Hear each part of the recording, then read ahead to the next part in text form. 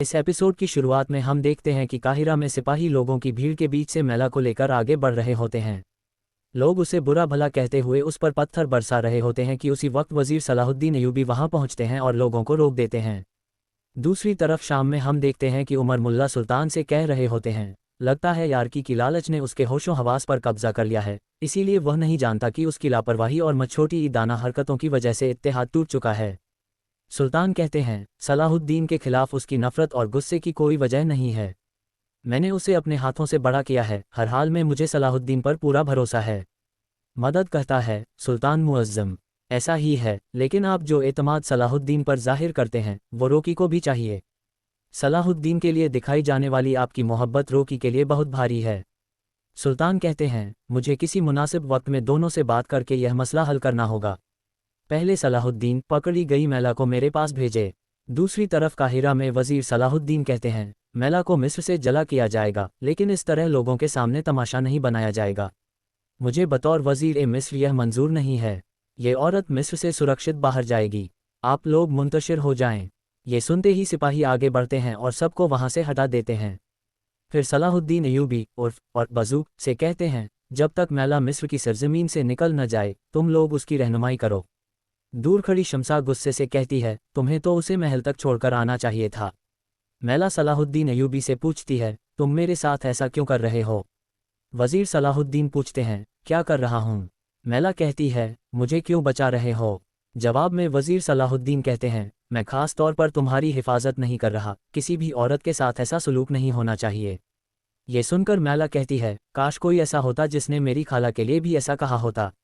वजीर सलाहुद्दीन पूछते हैं, मैं समझा नहीं। मैला कहती है, मैं जिस आदमी को यहाँ कत्ल करने आई थी वही मुझे मेरी जिंदगी लौटा रहा है। खुदावंद के रहस्यमयी मंजर, ये कहकर रफ़ा और बजूक उसके साथ चल पड़ते हैं, जबकि करदगान पीछे से राय राय करता रह जाता है। सलाहुद्दीन जैसे ही शमसा की तरफ बढ़ते हैं वह गुस्से से वहां से रवाना हो जाती है। दूसरी तरफ एबल में हम देखते हैं कि एक लोहार तलवार बना रहा होता है। कुछ लम्हों बाद माकुस चोगा पहने बालिन के साथ वहां आता है और कहता है, काम में आसानी हो लियोन। लियोन जवाब देता है, बूढ़े, तुम बहुत दिनों से नजर नहीं आए। लोग कहते हैं कि तुम बालिन नामी बुज़दिल की पैरवी कर रहे हो। ये सुनकर बालिन आगे बढ़कर चेहरा जाहिर करता है और कहता है, हाँ तुम सच कह रहे हो। ये कहते ही बालिन तलवार पर ज़र्ब लगाता है और आगे कहता है, तुमने बरसों तक मेरे खानदान के लिए बेहतरीन तलवारें बनाई लियोन। लियोन कहता है, ये सच है क्योंकि तुम्हारे भाई और वालिद दोनों बहादुर थे जो बेहतरीन तलवारों के हकदार थे। बालिन कहता है, और मैं बुज़दिल हूँ, है ना? क्या तुमने अभी माकुस से यही नहीं कहा?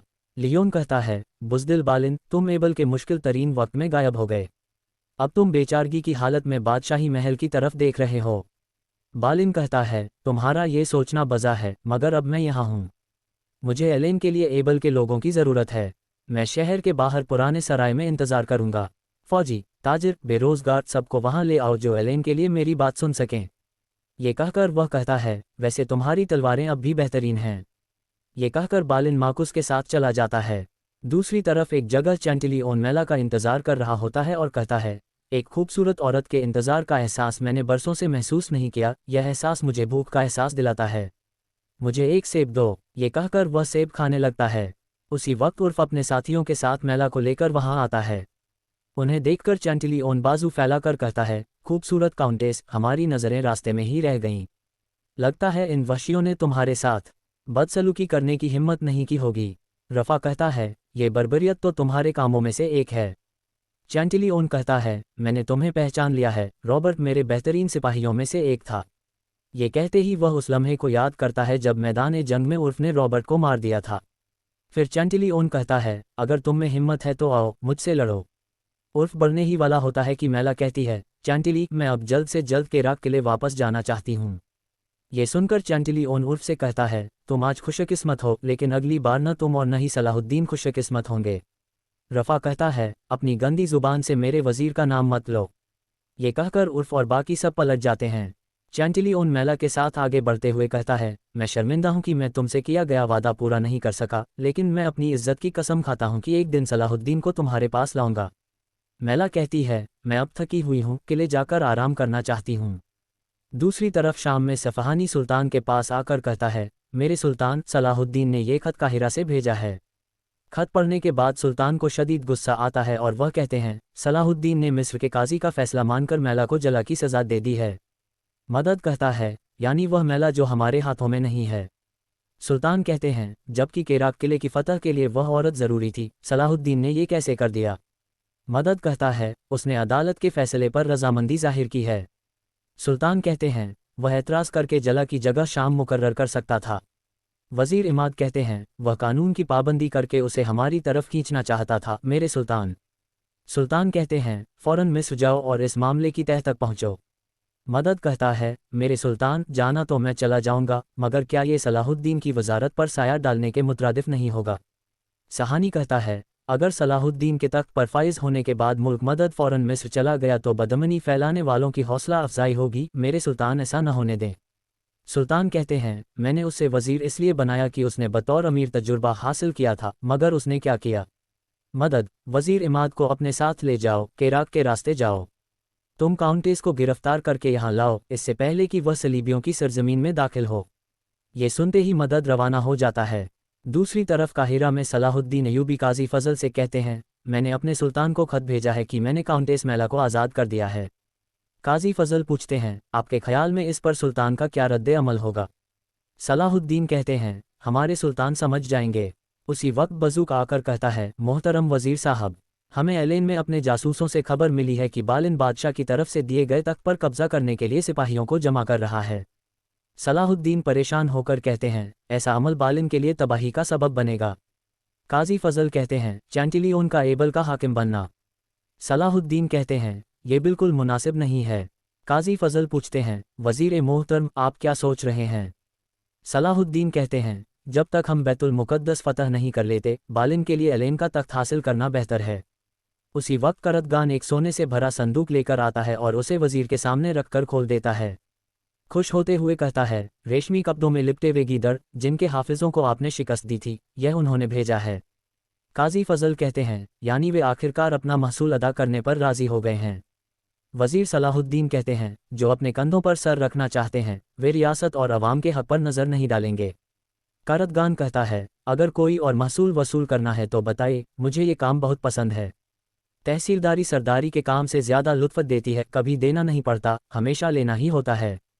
सलाहुद्दीन अयूबी मुस्कराकर कहते हैं, तो फिर तैयार हो जाओ करतगान। मैं किसी और को जानता हूँ जो तहसीलदार का मोहताज है। हम दोनों दूसरे हिसाब किताब चुकता करते हैं। दूसरी तरफ हम देखते हैं कि मिस्र के उमरा और ताजिर ज़बरदस्त खाना खा रहे होते हैं। एक ताजिर कहता है, मिस्र के हकीकी मालिक इस दस्तरख्वान पर हैं। दरगाह शहवार और मिस्र के तमाम वज़ीर इस हकीकत को जानते थे और उसी के मुताबिक हुकूमत करते थे, लेकिन नया वज़ीर सलाहुद्दीन बदकिस्मती से इससे नाआगाह है। दूसरा ताजिर कहता है, उसने जो मसूलात लगाए हैं वह नामंजूर हैं। पहला कहता है, वह समझता है कि वह अमीरों से पैसा नहीं ले सकता, वह अपनी आमदनी बढ़ाने के पीछे है। दूसरा कहता है, वह अवाम की खिदमत के बहाने हमारी दौलत भी ले सकता है, लेकिन यकीनन वज़ीर सलाहुद्दीन जान लेगा कि मिस्र में चीज़ें मुख्तलिफ तरीके से चलती हैं। उसी वक्त वज़ीर सलाहुद्दीन अपने साथियों के साथ उनके सर पर पहुंच जाते हैं, उनके पास बैठकर पूछते हैं, तुम मुझे क्या सिखाओगे। तमाम ताजिर एक दूसरे का मुंह देखने लगते हैं। दूसरी तरफ चैंटिलियोन मैला को लेकर केराक किले की तरफ बढ़ रहा होता है।